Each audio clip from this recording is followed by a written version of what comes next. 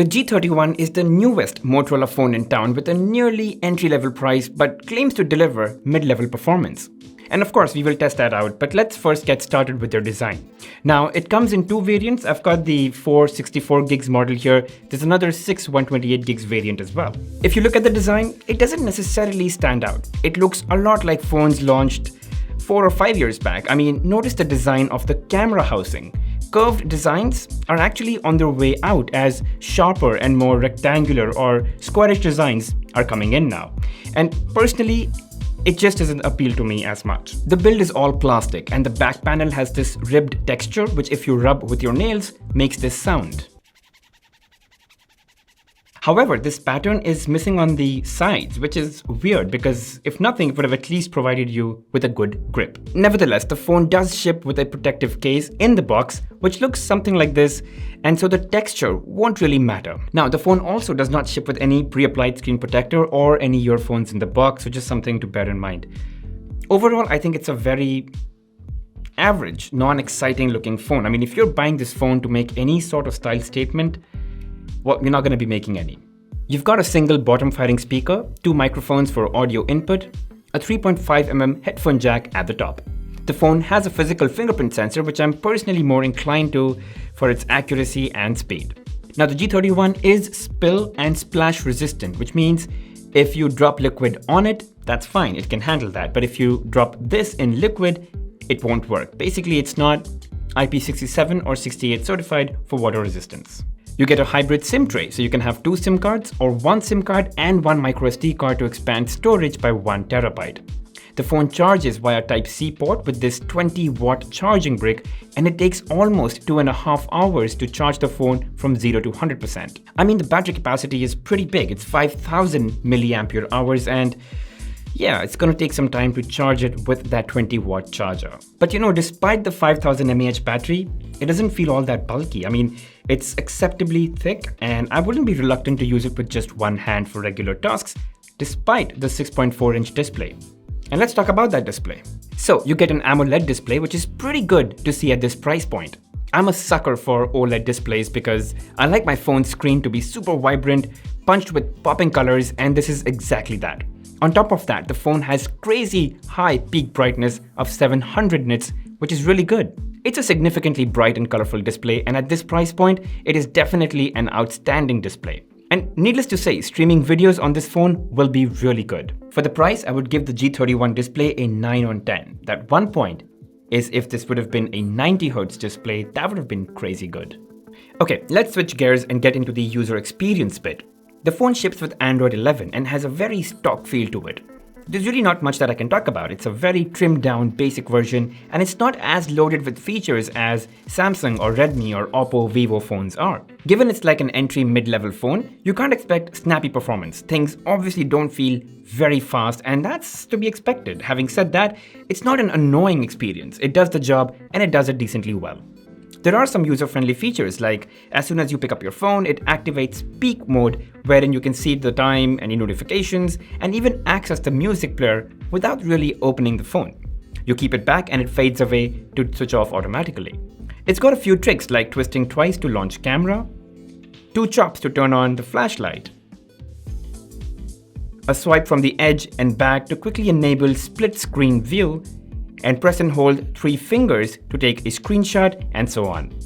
If you set up face unlock, the device automatically scans for your face when you pick it up and unlocks the phone. That's quite useful, but you're gonna have to set this up in security settings. And sure, it will get the Android 12 update as well, I just don't know when. Anyway, let's move into performance, and the G31, it's got a MediaTek chip, the G85 processor, which is an octa-core processor, and coupled with 4 or 6 gigs of RAM, you get the 2 variants of G31.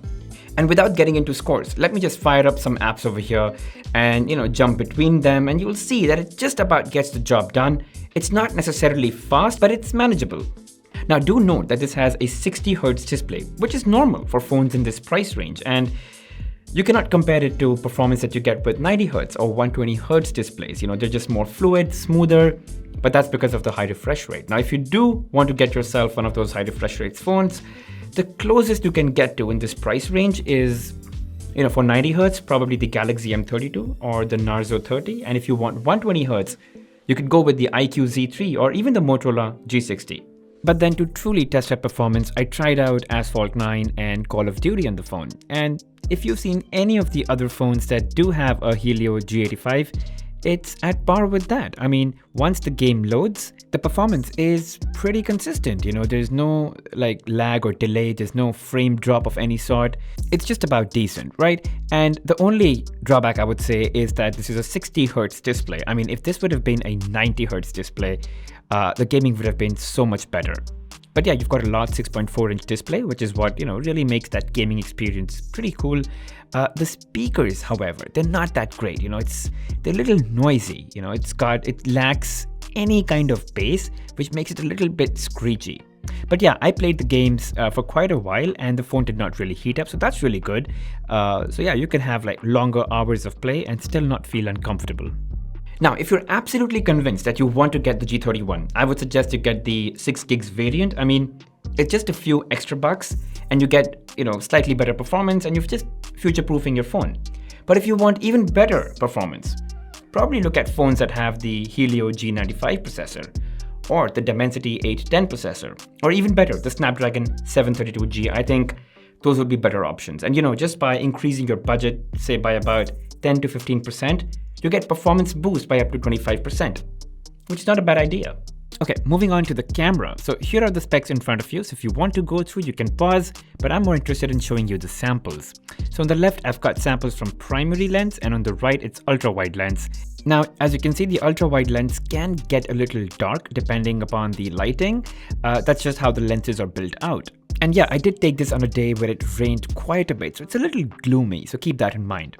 I'm going to leave a link in the description below so you can actually go ahead and download these photos and evaluate for yourself. But overall, they're just decent. I would not buy this phone for its camera's capabilities. I mean, it's not even great for social media content. So if you are going to rely on posting good content on social media and taking photos for that, probably not a good camera set for that. I mean, if you even slightly blow up the pictures, they actually lose quality. So yeah, just something to know. One of the more interesting features or modes in the camera is spot color, where you can pick up one color in that entire picture and you can real-time see how it's going to look. So nothing that you can't do using apps, but this one is right built in. And just to quickly show you, here are the modes that are available to you. So there's a night vision, there's portrait mode, there's cutout. I talked about spot color already. There's panorama, there's group selfie, there's pro mode, and there's dual capture where, the front and the rear camera both activate at the same time. In terms of video, I didn't see too many options. So first thing, you can record video using all the lenses. So whether it's the ultra wide lens or the macro lens or the regular lens. And these are the only options you get. You cannot change the recording quality. It's fixed at full HD. Although I know that the G85 can shoot at, the 2K videos at up to 30 FPS. But yeah, that option is not there. You do get the option for stabilization. Alright, now let's talk about battery. So it's got a 5000 mAh capacity, which is great for this phone. The G85, not very power hungry. It's got a 60 Hz display, again, not very power hungry. So if you're an average user, easy one-day battery, no hiccups. And if you use it very wisely, you can get up to a day and a half. I'm not even kidding. But that does not mean you cannot kill the battery before the day ends. I mean, if you're hogging your phone all day long for watching videos, sure, you'll kill it off. But generally speaking, it's easily a one-day battery. You're not going to be worried about charging it in the middle of the day. I can assure you of that. So to conclude, it's a very average phone. I mean, if you're looking for stock Android experience in, the price range of about 15,000 rupees with decent performance, decent cameras, and a really good display, the G31 is a pretty good candidate for that. Now, if you're looking for phones with higher refresh rate displays or higher performance, I've talked about a few phones that you could look into, through the video. So yeah, those are probably some things that you want to consider. All right, that's it guys on the G31. If you guys have any questions, feel free to drop them in the comments section below. And as always, if you did enjoy watching the video, make sure you hit that like button, subscribe to the channel, and hit that bell notification icon. I'll see you guys in the next one.